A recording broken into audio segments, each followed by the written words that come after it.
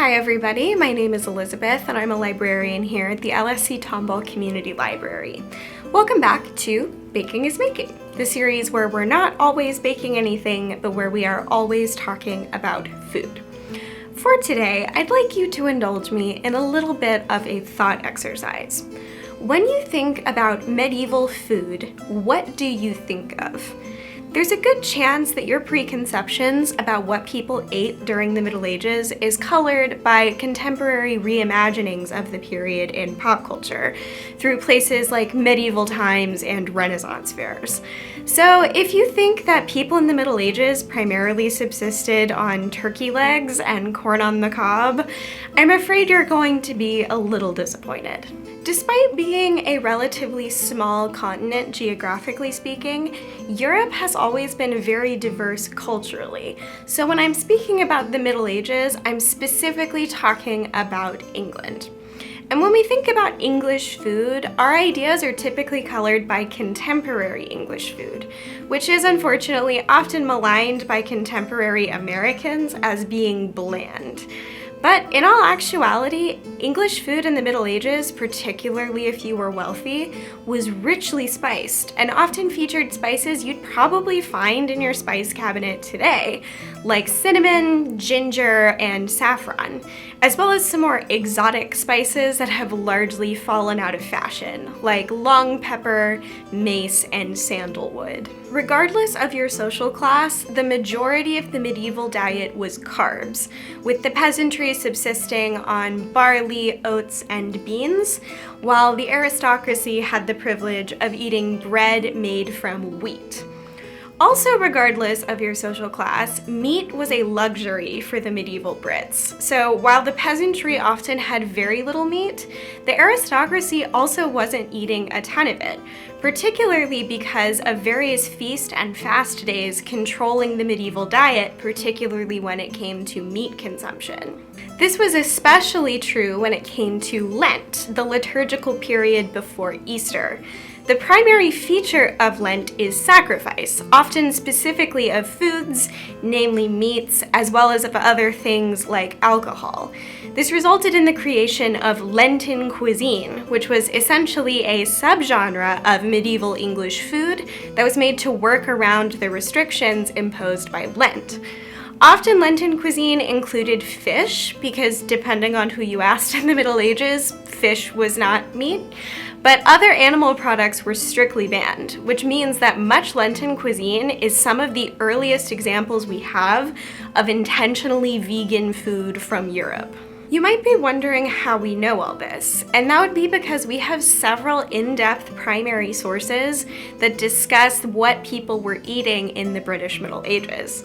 The oldest source that we have would be the Forme of Curry, with curry being the Middle English word for cookery or cuisine.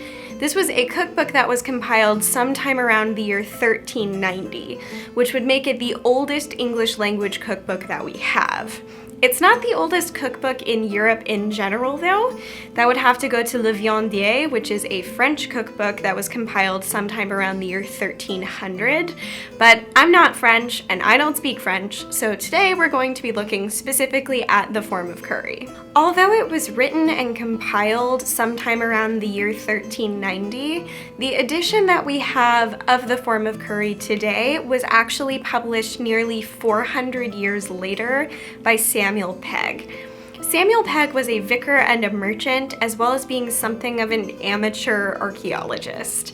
Because of this, most editions that we have of the Forme of Curry actually open with commentary from Pegg, who provides some context and information about the manuscript. Pegg claims that the Forme of Curry was written by chefs in the court of Richard II, who ruled England from the years of 1367 to about 1400. This might sound familiar to you if you watched my last video on the Apicius Dedico Quinaria, because most recipes for most of history were only written down with the purpose of training professional chefs rather than training home chefs. Peg also provides a rudimentary glossary and index, which are going to be very helpful because if he had a hard time reading the Forme of Curry in 1780, you're going to have a very hard time reading it now.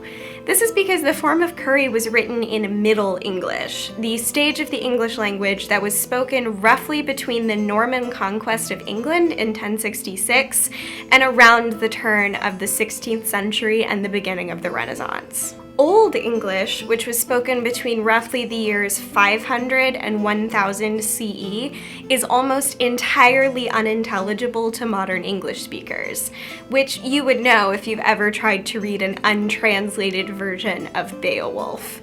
And although Middle English is closer to what we speak now, it still looks pretty alien to contemporary readers. And a big reason why is because Middle English actually used a letter that we do not use anymore. This is the thorn, a letter that was meant to denote the TH sound. For an idea of what Middle English sounds like, Geoffrey Chaucer's The Canterbury Tales is the most famous piece of Middle English literature that we still read. Modern English, which we more or less speak now, started being used around the year 1500, which is why we can still understand the works of Shakespeare, even if they sound pretty antiquated to us. Luckily, Peg and many other intrepid scholars have done most of the legwork for us. Once you get past the initial language barrier, the Forme of Curry offers a fascinating glimpse into the kitchens of medieval Britain. Firstly, we can see evidence that the English were trading with other countries, because the Forme of Curry is the first evidence we have of English cooking using some ingredients that were not native to England. Things like olive oil, cloves, gourds, and mace, which is a spice made from the outer coating of the nutmeg seed, which was hugely popular in medieval cooking. Although this cookbook does feature many more common dishes, a lot of them are hugely extravagant, which would make sense if this was meant to be served to the king. A lot of meat dishes are on the table, including standard offerings for things like fish, chicken, beef, and pork, as well as some more exotic meat choices for things like whale, dolphin, and seal. Also sprinkled throughout are recipes for foods that were not meant to be eaten. These were known as subtleties, and they were essentially food sculptures that were made to decorate the feast tables of the nobility. They would have been made into fanciful shapes like ships, buildings, and animals, and were an absolute must if you were going to be a fashionable noble in medieval England. Since it was written over a millennium later in a completely different part of Europe, it stands to reason that the Forme of Curry is going to be very different from the last historical cookbook we looked at, which would be the Apicius Dedicoquinaria.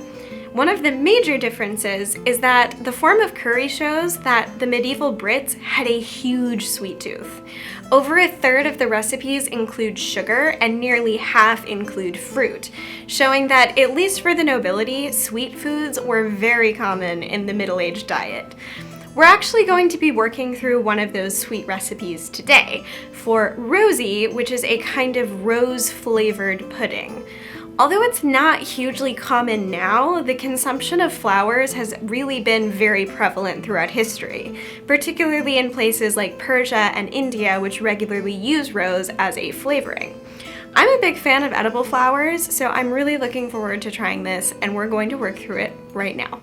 Here's the recipe for rosy from the Forme of Curry, pronounced to the best of my ability. Take thick milk as 2/4 weld, cast thereto sugar a good portion pines, dates minced, cannel and powdered ginger, and seethe it, and ally it with floors of white roses and flour of rice, coal it, salt it, and mess it forth. If thou wilt, instead of almond milk, take sweet creams of kine. A few things right off the bat. First, cannel was the Middle English word for cinnamon, so we can assume that this was a very fancy dish since cinnamon would have had to be imported. Also because it uses a good portion of sugar, which was also quite expensive at the time. Also, as you'll notice at the end, this recipe intends you to use almond milk. We typically think of almond milk as a fairly recent invention and something that's primarily consumed by vegans, but the medieval English loved almond milk and drank a ton of it, especially if they were wealthy, because almonds were, and still are, quite expensive. Because of the total lack of animal products in this recipe, we can assume that this would have been eaten on a fast day or during Lent. Medieval Christians fasted every Wednesday, Friday, and Saturday, so they got a lot of mileage out of their Lenten cuisine and probably had this fairly regularly if they were wealthy. Also, as you probably noticed, this recipe includes no measurements, which you might remember from looking at the FAQs. Measurements were not common in recipes until nearly the turn of the 20th century, so making historical recipes can be a bit of a challenge. With that in mind, we're actually going to be making an interpretation of this recipe from the blog British Food: A History. Here is what you need to make rosy. You will need 25 grams of rice flour, a quarter teaspoon each of powdered ginger and cinnamon, 250 milliliters of almond milk, 60 grams of light brown sugar, a pinch of salt, 50 grams of chopped dates, and 25 grams of chopped pine nuts. The original recipe in the Forme of Curry calls for using actual rose petals, but I'm going to follow the method in the British Food blog and use 2 to 3 tablespoons of rose water instead, saving rose petals for garnish. To start, combine your flour and spices in a small saucepan. Once everything is combined, start whisking in your almond milk a little at a time to keep the dry ingredients from clumping together.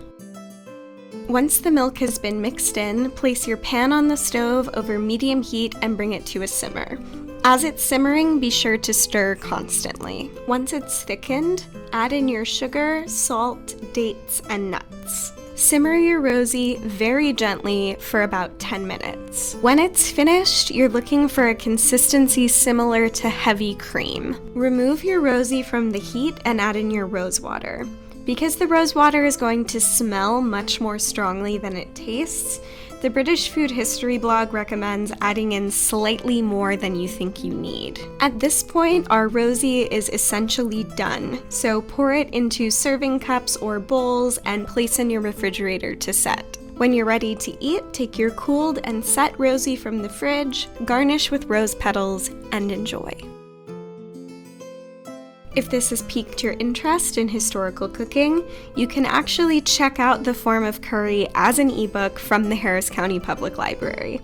This is the original edition from Samuel Pegg, so it's going to be a bit of a challenge to read, but there are plenty of experts online like the British Food History blog who have tried to update recipes from it to make it more accessible to modern cooks.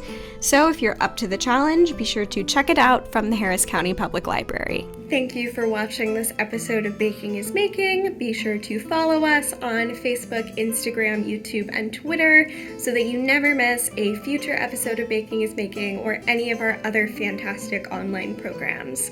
Be sure to let me know if you try any of these or if there is a particular time or location in history that has food you'd like me to try to make on here. Thank you again for watching, and I will see you next time. Bye!